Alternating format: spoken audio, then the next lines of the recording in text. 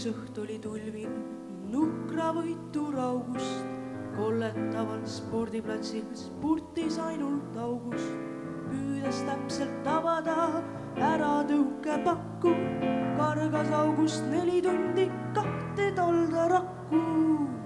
Ära tõukas august ikka vara või siis hilja, ei tahtnud kanda vilja, kanda lõi ühtäkki hoopis õigege valu. August võttis naglid jalast ja jäi palja jalu. Mati samal ajal soojas kambris keeras lehte, kalkuleeris, kukalt kratsis, tegi mõne tehte. Peagi oli Matil kirjas õige tulemus, koolse läbi Matis sirgus kõrgülemus.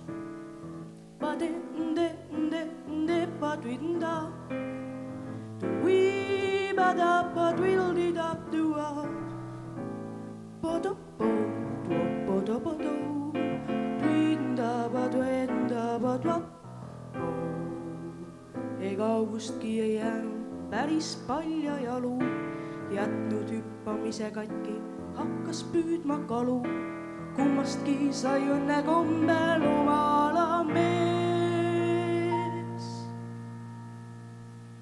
Matist kõrge ülemus ja Kustist kalamees.